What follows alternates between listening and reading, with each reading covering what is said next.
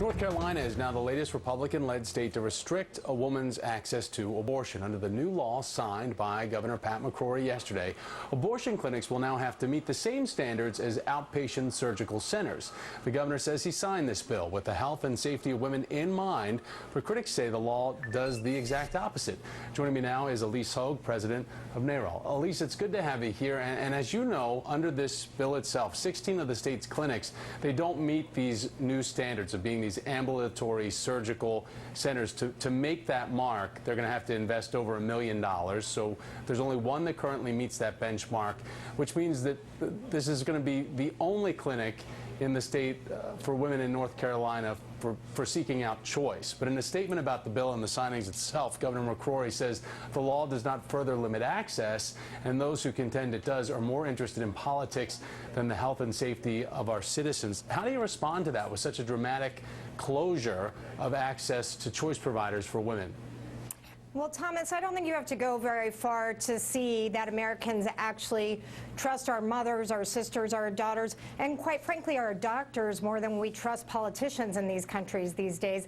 And Governor McCrory just proved why. Not only did he break a sacrosanct campaign promise not to restrict choice, but he's actually playing politics with women's lives. And one of the things we've seen in North Carolina is, despite what you feel about abortion as a medical procedure, the voters in North Carolina are outraged at the way these bills passed, attached to a motorcycle safety bill, passed by a governor who said that he would not restrict abortion. 80% of North Carolinians a couple weeks ago said they were outraged by the way these restrictions were going through.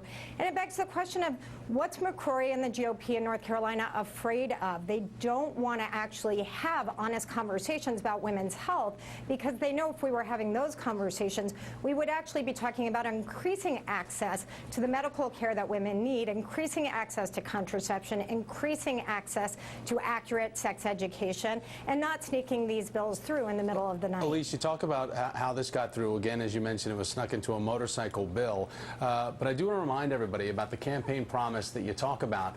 Here's McCrory on the campaign trail. Take a listen. If you're elected governor, what further restrictions on abortion would you agree to sign? I'll start with you, Mr. McCrory. None. All right. Can't really do a follow-up for that one. Can't really do a follow-up for that one, Ilyse, as we see there, a pretty buttoned-up answer with none. So what are the internal pressures in North Carolina, and also are states like Texas now the role model of what we saw happen there? Now we have the snowballing of what's taken place in North Carolina. I think we are seeing governors being held hostage to an extreme agenda, an extreme base that's been amplified through redistricting and what we saw in North Carolina, suppression of voters' rights.